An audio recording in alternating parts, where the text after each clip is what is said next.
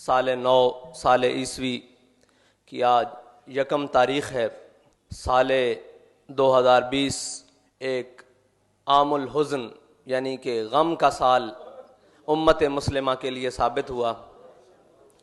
اس میں سب سے بڑا غم وہ یہ تھا کہ جب فرانس میں ہمارے آقا و مولا صلی اللہ علیہ وسلم کی گستاخی ایک ملکی سطح پر ہوئی اور پوری امت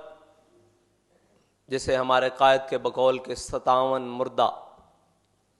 ممالک سمیت ہمارے کوئی مؤثر جواب نہ دے سکے، کوئی بھی اپنے آقا و مولا صلی اللہ علیہ وسلم کے ساتھ حق غلامی ادا نہ کر سکا۔ اور پھر اس کے بعد اپنی ذات، اپنے ماں باپ، اپنی اولاد، ہر چیز سے بڑھ کر جو مومن کے لیے مومن ہونے پر شرطیں رکھی گئی ہیں، اس ہر چیز سے بڑھ کر جو اپنے آقا و مولا صلی اللہ علیہ وسلم کا وفادار غلام تھا، وہ ماہ نومبر میں ہمیں ایک ایسا داغ غم دے گئے۔ ان کے فراق نے ہمارے دلوں پر وہ نقش چھوڑا کہ ہم صرف اتنا ہی کہتے ہیں کہ کہاں سو گئے زمانے کو جگانے والے، گردش ایام کو پھیرنے والے کہاں چلے گئے۔ لیکن وہ ہمیں سبق پڑھا کر گئے کہ بس حضور کے ساتھ وفا کرنی ہے، مرت ایک دن جانا، اس کھاتے چ نہ لکھوا جاؤ جتھے حضور دے غلاماں دا کھاتا، او کھاتا جڑا حضرت ابو بکر صدیق تو چل کے ممتاز حسین قادری تک آندا، انہاں دے غلاماں چ اپنا نام لکھا جاؤ، انہاں جڑا عمل کیتا اس عمل دے اندر اپنا حصہ پاؤ۔ اور اے جنوری دا مہینہ ایک خاص نسبت رکھدا، ایک تا اج غازی اسلام، غازی ملت، غازی ملک ممتاز حسین قادری صاحب دی اج یوم پیدائش ہے 1 جنوری، اور 4 جنوری نو آپ نے حق غلامی ادا کیتا ہویا، جس دے نال امت مسلمہ دا سر قیامت تک فخر نال بلند رہے گا کہ اپنے نہیں ویکھدے، بیگانے نہیں ویکھدے، اے ویکھدے حضور نال وفادار کیڑا تے انہاں دا غدار کیڑا، تے پھر سامنے کھلار کے 27 وچوں لنگا کے دس دین کہ یا رسول اللہ ساڑے حالات جہو جے بھی ہون، ساڑے معاملات جہو جے بھی ہون، اسی جتنے بھی کمزور ہو جائیے تہاڈی عزت دے معاملے چ اسی کمزور نہیں، تہاڈی عزت دے معاملے چ اسی ماڑے نہیں، تہاڈے عزت دے معاملے ساڑے دلاں چ کوئی دوسری گل ہی نہیں۔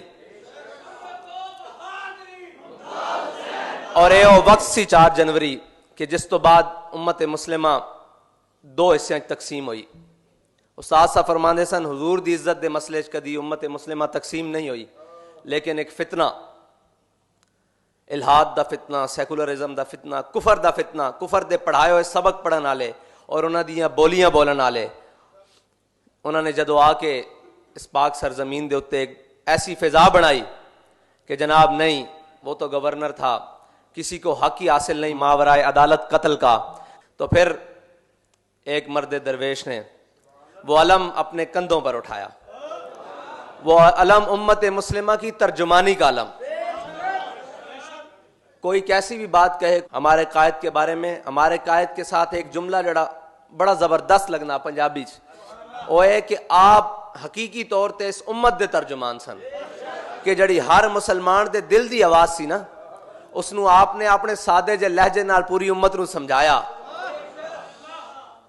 اور لفظی ترجمہ تو باہر جا کے،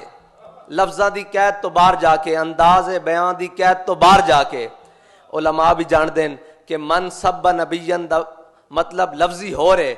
آپ نے فرمایا من سب نبیًا فاقتلوہ، قیامت تک جو نبی کے بارے میں بات کرے اس کو کاٹ کے رکھ دو،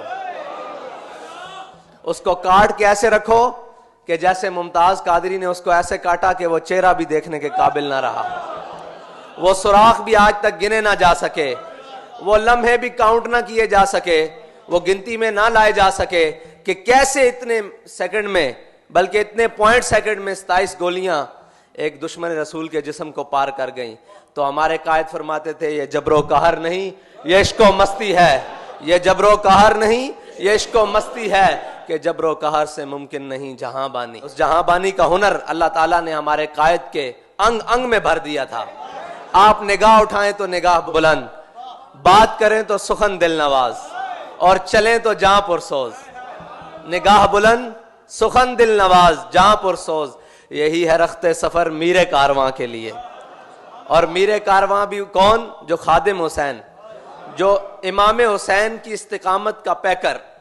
جو امام حسین کی نوکری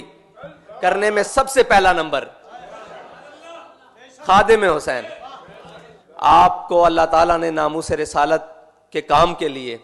اس صدی کے لیے چن لیا،